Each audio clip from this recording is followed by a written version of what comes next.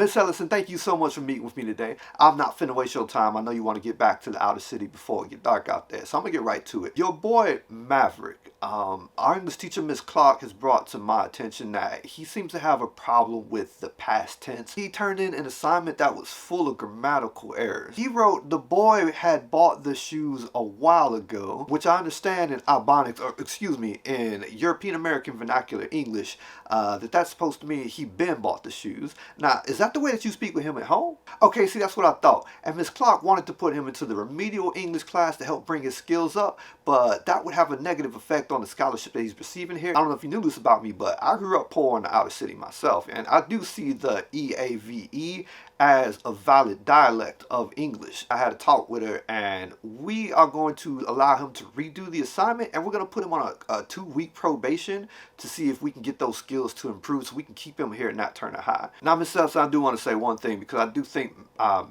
Maverick is a very bright boy, but ain't nobody never going to take that boy seriously unless he learns how to properly say things, okay? I like that. I like that. What does that even mean? Is that a super past tense? Like, what is that?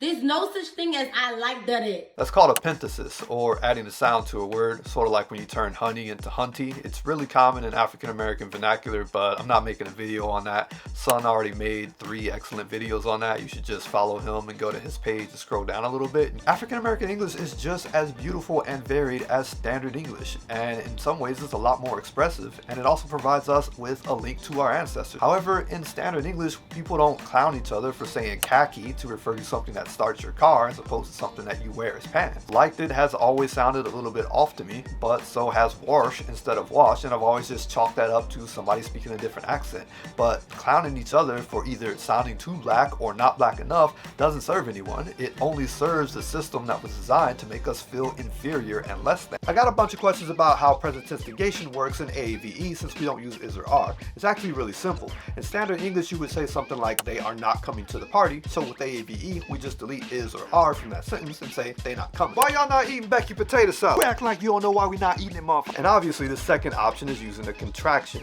whereas in standard English that would be amped, isn't, or aren't. Amped ain't no word. Where you think ain't come from, fool? Amped, the contraction for am not, is from the 1600s. It later morphed into ain't sometime around the 1700s, and it ain't lazy like its cousins isn't or aren't because it found a ton more usage since then.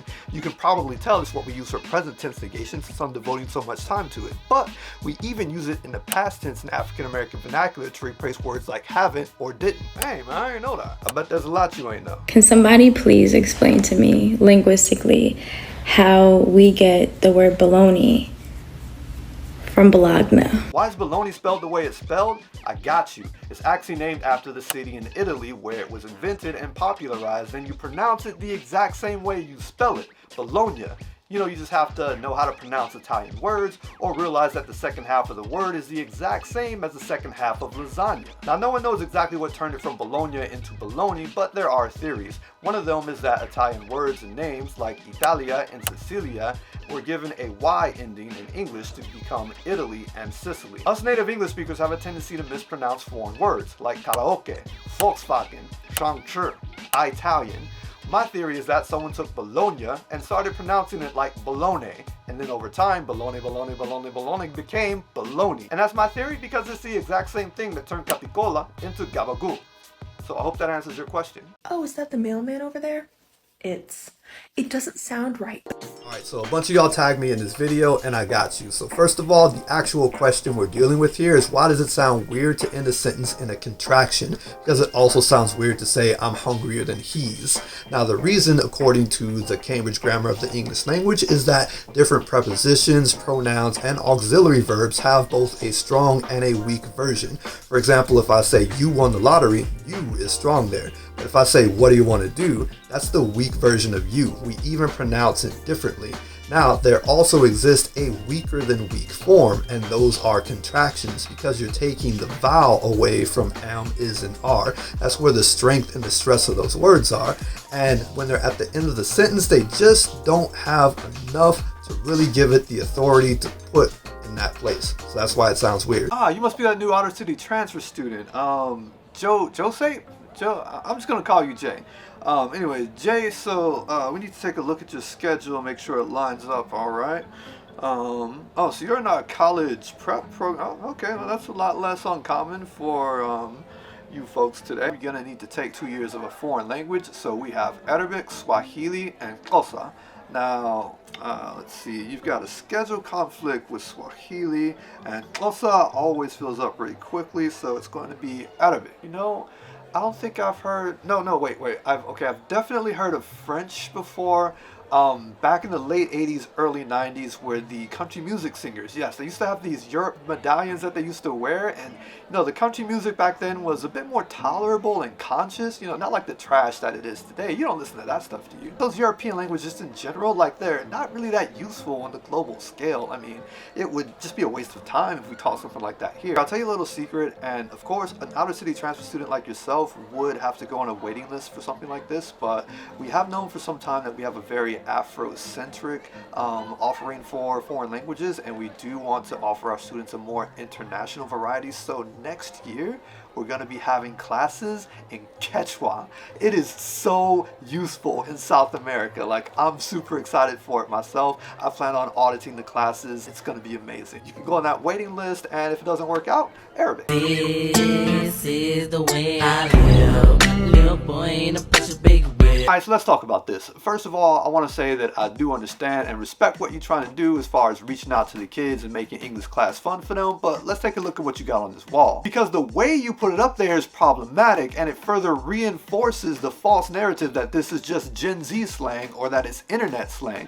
And I ain't saying that we came up with every single thing that you got here, but if you don't put what we say on the wall, put it up there the way we say it. Don't nobody say those kids are over there throwing hands or they are over there stunting. It's dumb kids over there throwing hands. They over there stunting. Are we throwing clapbacks now instead of clapping back? Like, is that a thing? Serious question. And you know, some little black kid in that class is gonna get marked down if they write they acting a fool on an assignment instead of they are acting a fool or they are acting like a fool, even though that's the way that they natively learn that phrase, because that's how you're supposed to say it. You can't just bolt your English on top of our English and call it a day. It doesn't work like that. Let me give you an example. Both English and Spanish have a lot of similar idioms. Matar los pájaros en un tiro is to kill two birds with one stone, but it literally translates to kill two birds with one throw.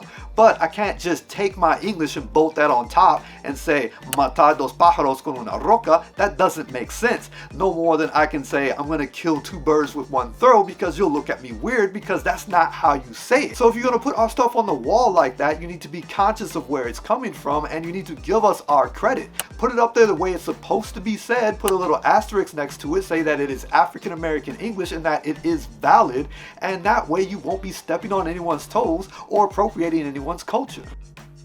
Empty to sleep! Wow! Yo, respectfully, please do not teach it that way. Don't come for this man, by the way. This is just a teachable moment. I understand that you're an outsider here and you probably don't know how much of a hot button issue this can be for some of us, and that you might be unaware of the existence of African American English. By the way, fitna is good grammar. It's an evolution of the southern phrase fixing to. We say that phrase not because we try to sound cool, but because we grew up saying that phrase. But the thing is, people nowadays want to pick and choose things from African American English to help themselves sound cool. And our version of English does not exist to help people sound cool. So if you're going to talk about it, please present it as an alternative and not a way to sound cool, because that's not what it is. 请别那样做。谢谢。 I met up with my squad and we said, let's get this bread! Why did you guys need bread? A few of y'all tagged me in that video because it's yet another example of a creator that is falsely attributing words, phrases, and slang that arose from AAVE to Gen Z.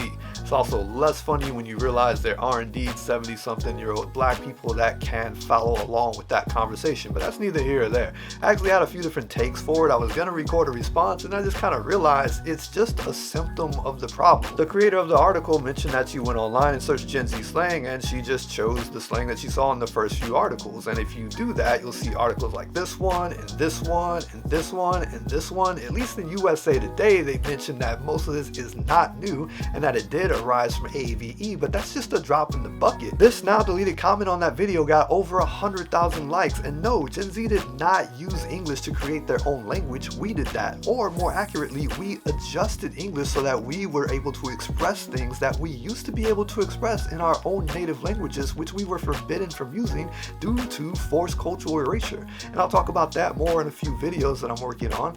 But how do I combat that? How do I get that message out to people if I'm only fighting the symptom? So please help me out and let me know in the comments how you think we can get that message across to people. And spoiler alert, gatekeeping is not the answer. I'll talk about that in another video. There are factors to go into it, like your mindset, your approach to it, and most importantly, your overall consistency. But yes, it actually is kind of that easy to learn a Romance language. The United States Foreign Service Institute, which prepares people for ambassadorship, actually has a list where they categorize languages based off of how difficult they would be for a native English speaker to learn. You see, all the major Romance languages are listed in the easiest category because there's so much crossover between them and English. But you'll also notice a couple of English's Germanic brothers, Dutch and Afrikaans, are represented there as well. German is listed in its own category because German grammar is a bit more difficult for native English speakers, so it requires a bit more time. Now, it took me about 10 months to go from barely any Spanish all the way up to a fluent B2, and that's not just my experience. My fellow YouTube language learners Mike Ben, Ikenna, and Shane Gottliebman also took about the same amount of time to reach fluency. And yes, I did choose all black creators because language learning is one space where we are grossly underrepresented. But we all have something else in common. We all failed to learn a Romance language back when we were in high school, or in Shane's case, the equivalent of high school. We each went from barely zero all the way to fluency as adults, independently of each other, using different tactics, and we all found success in under a year's time. So yeah, in my opinion, it kind of is that easy.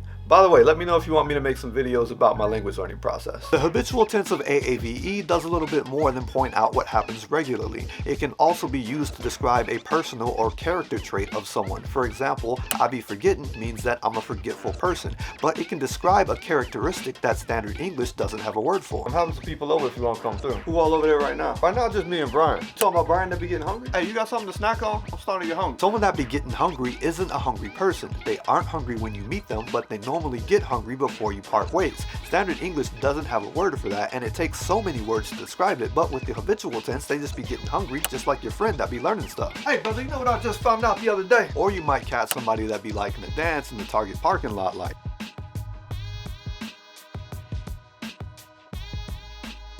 Hey yo, I apologize, y'all had to see that. I don't really be dancing. I'll catch you on the next one.